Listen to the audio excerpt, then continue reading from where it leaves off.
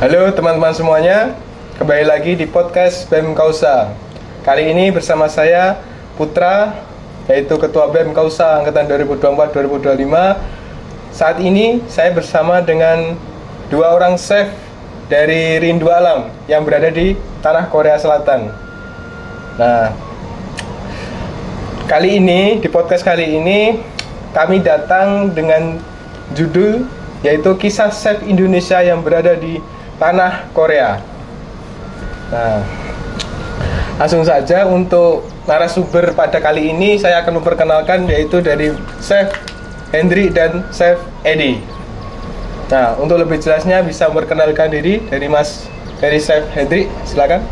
Halo, nama saya Hendrik Purwanto, asal dari Bogor. Ya, di Korea ya hampir 5 tahun. 5 tahun. Lumayan ya, cukup lama berarti ya, udah lama berarti. Oh. Untuk Chef Edi. Oke, perkenalkan saya Chef Edi. Saya di Korea baru jalan 2 tahun. Saya dari Jakarta. Untuk lahirnya di Wonosobo. Oh. Jadi ngomong-ngomong nih, dari Chef Hendri dan Chef Edi kan udah berjalan 5 tahun, terus udah berjalan 2 tahun. Nah, ini gimana proses masuk seorang chef ke Korea itu gimana? Kalau di PMI seperti saya yaitu S9 kayak gini kan prosesnya seperti tes CBT dan lain sebagainya seperti itu. Nah, dari chef sendiri, dari Chef Hendri yang sudah 5 tahun sama Chef Edi gimana nih prosesnya? Kalau saya dulu prosesnya ya pengalaman ya harus diutamakan ya. Ya, pengalaman di bidangnya ya perhotelan, yang terus di bidang koki ya, itu koki ya kalau untuk syaratnya dulu masuknya harus 10 tahun. 10 tahun Indonesia, masakan di Indonesia. Di hotel pun seumpama di hotel nih kita 5 tahun, di restorannya 5 tahun masakan Indonesia. Kalau untuk restoran Jepang, restoran Chinese itu nggak bisa masuk. Jadi persyaratannya begitu. Jadi pure Indonesia ya? Pure Indonesia. Kalau dari saya karena ini masih bisa dikatakan pemula gitu ya, baru 2 tahun itu mungkin prosesnya agak sedikit rumit karena semua di luar dari skill itu baik dia penguasaan di masakan Indonesia, tapi juga semua dokumen kita ini harus diapostil untuk sekarang. Ya diapostil karena yang diperlukan di sini adalah saya mengejar buat visa E7-nya. Ya, jadi di luar dari skill tadi, semua dokumen kita udah diapostil, terus kita kirim SLC-nya, baru kita proses pemberangkatan. Itu seperti itu sih. Jadi untuk tes bahasa? Kalau untuk tes bahasa kebetulan saya tidak. Oh, tidak ada. Tidak, cuma emang untuk tes food aja mungkin ya, itu juga by video. Itu. Berarti untuk seorang chef yang pengen kerja di Korea itu mungkin saat ini syaratnya dari upload file yang dari kita, pengalaman kita, terus file pribadi kita seperti itu ya. Kalau dulu dari Mas Pur, dari Chef Hendri yaitu dari pengalaman 10 tahun di hotel, terus masakannya pun harus Indonesia. Terus tahun ini sekarang 2 tahun yang lalu berarti kan kurang lebih juga hampir sama kan? Beda sekarang. Kalau dulu kalau saya kirim berkas semua bikin paspor ya. Paspor kita bikin, terus semua dari pengalaman kerja, dari kita kerja itu diurutkan dari awal sampai akhir, terus dinotariskan, dari per lembar itu dinotariskan, baru kita di-apply ke Korea. Nanti habis dari Korea nih baru balik lagi tanda tangan kontrak, baru ke kedutaan Korea. Gitu. Sekarang udah ke KPAC.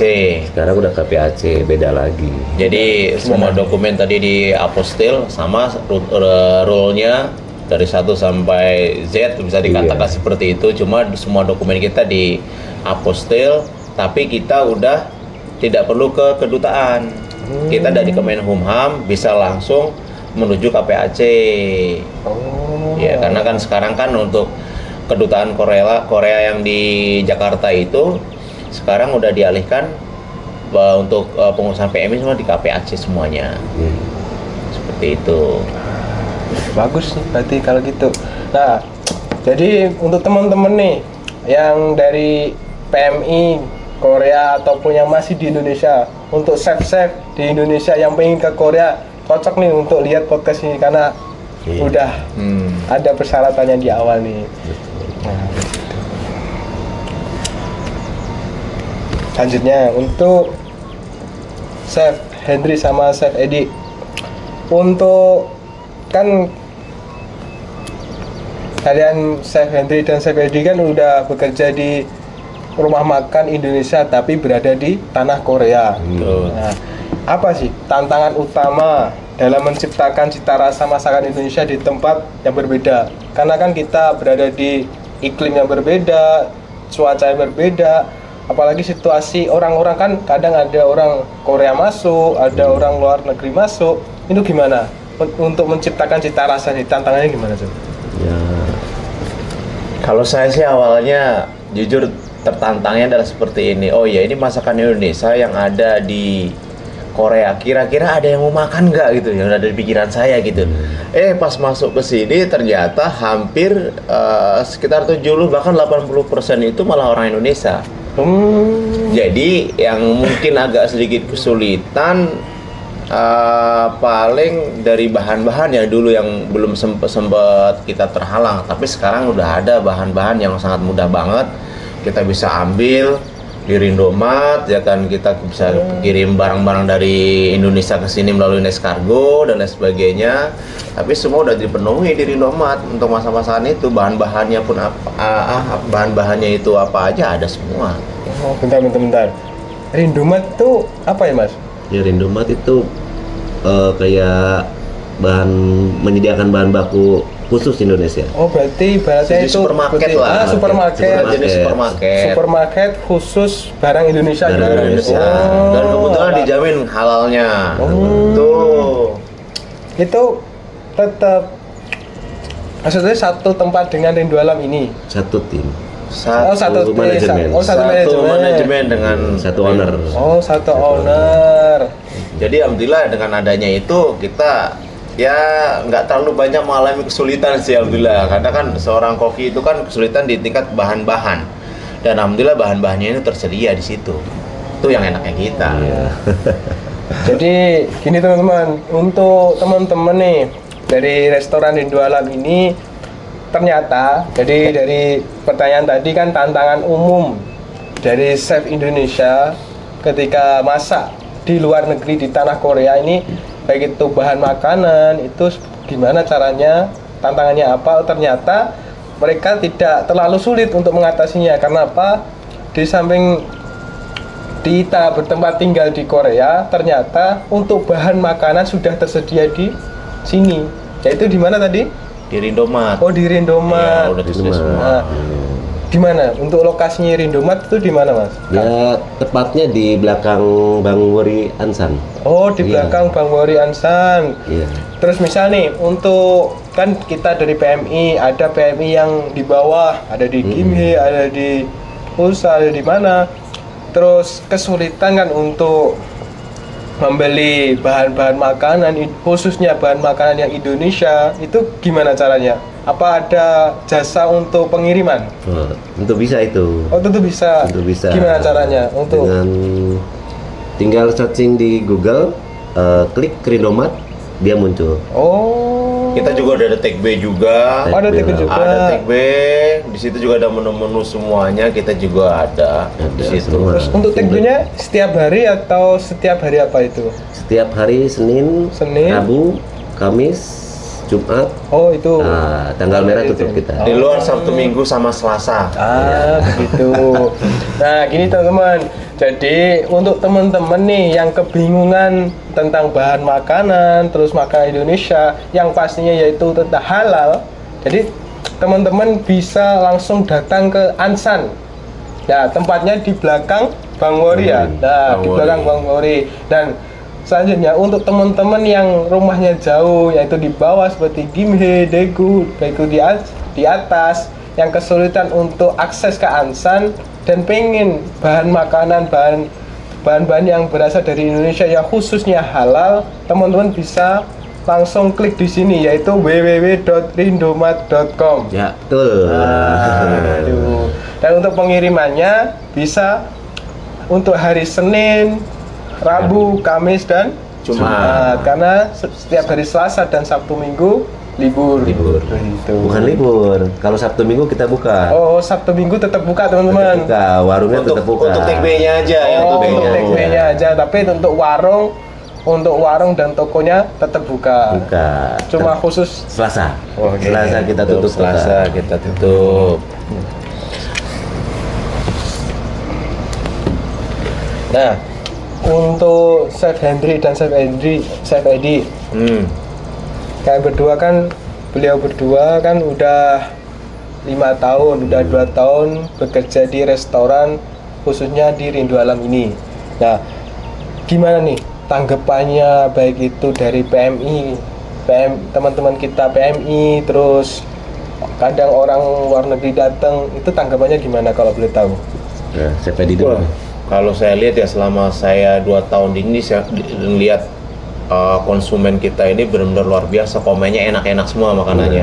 Karena mereka kangen dengan situasi yang konsepnya klasik kayak gini ya. Jadi kita kayak rindu kampung gitu, rindu alam gitu loh. Makanya jadi dinamai rindu alam. Makan-makannya itu enak-enak semua. Ini ownernya itu sudah 20 tahun di Indonesia. Oh, ownernya bisa bahasa Indonesia juga? Nah, tentu bisa.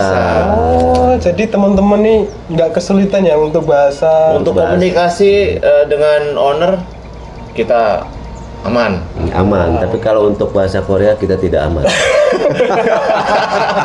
Untuk bahasa Korea ya nanti ada penerjemah ya. Karena kita kesini tidak ada tes bahasa. Oh iya, benar juga. Nggak ada sekolah bahasa. Cuma kita waktunya, kalau untuk prosesnya cepat itu, kita balik lagi ke proses untuk berangkat ke Korea ya. Oke. Jadi kita itu 3 bulan dalam waktu proses kita dari 0 sampai akhir itu tidak ada kata apa namanya tes bahasa ya. Tes bahasa kita nggak ada, cuma ya. skill aja emang betul. Wajib itu minimal 10 tahun sebenarnya. Iya. Di bidang kuliner. Berarti untuk tantangan utama dari seorang chef itu cuma bahasa doang berarti ya? Bahasa aja sebenarnya tingkat kesulitan. Karena ini kebenaran orang ownernya yang sudah lama di Indonesia, bahasa Indonesia komunikasinya gampang sekali. Oh, berarti itu ya kelemahannya, kita nggak bisa bahasa Korea. Cuma kalau dari segi menu, bahan-bahan baik dari rempah-rempah sampai kebutuhan-kebutuhan pribadi semua udah tersedia di sini. Sudah tersedia. Iya. Nah, selanjutnya nih kalau boleh tahu apa aja nih untuk menu yang tersedia di restoran ini? Masakan Indonesia? Ya, maksudnya menu apa saja? Masakannya itu masakan yang dihidangkan di restoran ini itu masakan apa aja sih? Wah, kita ada spesial nih. Nah, apa ya? Sabtu Minggu itu ada all you can eat. Prasmanan ya, saya Prasmanan, all you can makan sekenyangnya. Makan sekenyangnya dengan harga 14.000. Oh, 14.000 ya, Sep? 14.000 tuh dari appetizer sampai ke dessert. Iya. oh, jadi Boleh. full ya? Full buffet. Dari jam 11 sampai jam 9 lah. Tuh, harga 14.000 bisa makan sekenyangnya. Cuma nggak boleh dibungkus. Dia makan sampai kenyang. Oke, Sabtu Minggu selain kita ada untuk menu prasmanan atau buffet all you can eat, kita juga ada menu ala carte. Kalau teman-teman misalkan di buffet kurang selera ataupun apa, boleh pesan sesuai dengan keinginannya, ada menu ala carte-nya di situ. Itu pure masakan Indonesia semuanya dan dijamin halal. Gitu. Masakannya dari Sabang sampai Merauke ada. Ada semua. Contohnya ya, rendang, Rendang, ada ayam taliwang, ayam betutu, ya kan? Terus nanti nih, bentar lagi akan muncul nih menu cobek-cobekan. Cobek-cobekan. Ini bukan cubit-cubitan ini ya. Ini menu cobek-cobekan. Jadi ada gurame cobek, ayam bakar cobek dengan sambal Onto hot, Sambal tentunya onto hot. sambal ulek. Mantap, mantap, Ular. mantap. Yuk, teman-teman Jadi kalau teman-teman, mau kesini. yuk gas di Rindu Rindu Alam. Lokasinya di mana dulu nih Rindu Alam? Rindu Alam tetap di Ansan, tepatnya di daerah yang Jimoni ya, Jimoni Trans itu. Oh, deket Jimoni Trans depan banget. Depanan Itu. persis sama Jimoni. Jimoni. Jadi jangan lupa ya teman-teman, kalau yang sedang berada di Ansan, jangan lupa yang pertama untuk mengunjungi tokonya yaitu Rindomat, dan terutama jangan lupa untuk mengunjungi restorannya yaitu restoran Rindu Alam. Gimana? Dijamin enak. Nah, gini saya juga mau tanya nih, kan khususnya untuk Chef Hendrik juga nih, kan Chef udah 5 tahun nih, udah 5 tahun menginjakan kaki di Korea sama Chef Hendrik. Gimana nih cara mengatasi rasa kerinduan, rasa kangen keluarga? Soalnya apa? Seorang chef kan kalau saya melihat di Indonesia, seorang chef kan itu sibuk sekali, yaitu masak, terus habis itu pulang malam. Nah, gimana nih? Pasti kan ada rasa kangen keluarga, itu gimana cara mengatasinya? Cara mengatasi ya itu telepon anak dengan video call, terus kita dikasih cuti 1 tahun sekali. Setahun sekali. 1 bulan lagi liburnya kan? 1 bulan, tapi ya nikmati aja karena 1 bulan tuh merasa kurang juga sih ya. Iya benar sih. Sebenarnya merasa kurang 1 bulannya, ya itulah dari manajemen dikasih 1 bulan ya kita harus nikmatin 1 bulan. Dan untungnya zaman udah canggih kayak zaman dulu. Zaman dulu kan harus bersurat dulu kan kalau bilang kangen. Hari ini kirim surat 1 bulan baru sampai. Ya kan? Sekarang kangen tinggal telepon aja. Tinggal WC sekarang ya. Iya video call aja udah gitu. Dan rasa dekat lah. Iya. Ya setahun itu kayak sebentar ya. Mungkin PMI yang lain juga mungkin begitu. Mungkin sama. Sama ya. Namanya merantau pasti ada Kerinduan pasti ada. kerinduan, keluh kesahnya ada. Tapi yang penting yaitu terus hubungin dengan cara apapun, terus jangan lupa dengan keluarga, rumah, terus intinya dinikmatin apa yang ada di sini. Betul. Selalu komunikasi sama keluarga.